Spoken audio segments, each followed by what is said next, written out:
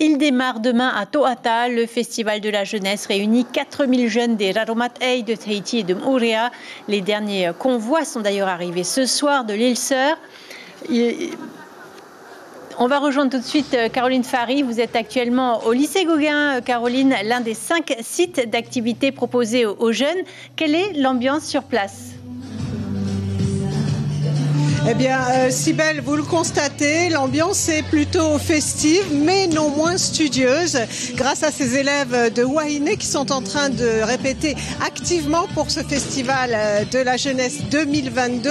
Après la crise sanitaire, eh bien, c'est une grande récompense pour tous les jeunes. 500 jeunes, plus de 500 jeunes qui sont arrivés hier des îles. Ils sont menés de main de maître par Tawahere Maono, qui est avec moi, qui est de l'Union polynésienne de la jeunesse, responsable de l'hébergement au lycée Gauguin. Tawahere, c'est une organisation titanesque. Comment est-ce que ça se passe depuis hier ? Alors depuis hier, eh bien, on a accueilli notre toute première délégation, la délégation des Raromatei. Notre plus grosse délégation, c'est la délégation de l'île de Bora, avec une centaine de jeunes venus de Bora. Alors ils sont bien arrivés à 17h hier et ont intégré l'hébergement, donc le lycée Paul Gauguin. Alors il y a toute une organisation logistique, bien évidemment, et aujourd'hui on se prépare à entrer dans les festivités de demain, puisque c'est demain que le festival ouvre ses portes. Alors pendant 3 jours, il va y avoir des animations, de la danse, des jeux. Alors il y aura, à l'heure actuelle, nous avons prévu plus de 80 activités qui seront offertes à toutes les délégations, à tous les jeunes. On espère pouvoir accueillir dans notre festival 2022 un peu plus de 3000 festivaliers. En tout cas, les délégations se préparent, les îles en tout cas poursuivent les préparations et ont hâte de pouvoir rencontrer leurs pairs des communes de Tahiti. Vous veillez au grain, je crois, parce que hier il y a eu des contrôles de police, aujourd'hui aussi il y a eu quelques petits incidents.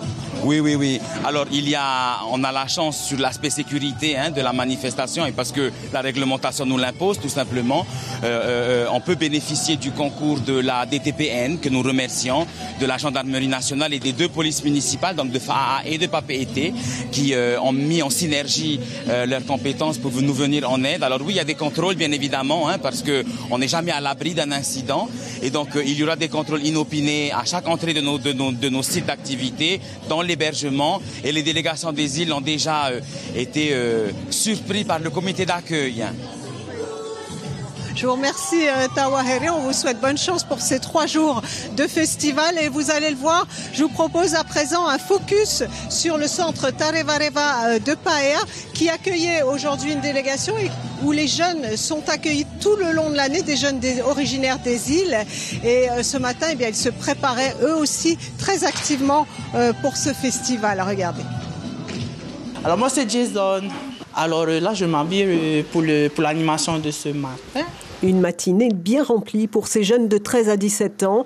Après la messe de Toussaint, on se prépare pour le festival. Ici, c'est un peu la famille d'accueil des élèves des îles scolarisés à Tahiti. Ils viennent un peu de partout, donc il y en a aussi qui viennent des lycées, des internes de lycée de Taravo et de Mahina que justement nous accueillons avec nous. C'est toute une préparation, il faut se maquiller, bien se préparer et surtout faire en sorte que nos jeunes puissent s'épanouir à travers notre animation. Après une crise sanitaire frustrante, les lycéens des archipels se retrouvent le temps d'un week-end ou des vacances scolaires. Rencontre exceptionnelle pour une jeunesse parfois blessée, souvent guérie. Quand je suis venu ici, j'étais un enfant pas bien. J'étais un peu un grand cas. Je suis arrivé ici, j'ai un peu changé mon attitude, mon comportement. Quand j'étais en second, j'ai eu des fréquentations pas bien. Ça m'a emmené dans le trou noir. Il nous faut justement bien les accompagner avec bienveillance, avec, avec beaucoup de simplicité, et de les suivre pour qu'ils soient bien dans cette rencontre. Mercredi, il faudra relever le défi du spectacle devant les milliers de participants attendus au Festival 2022 de la jeunesse. L'information en continu sur Polynésie la première, Internet et réseaux sociaux.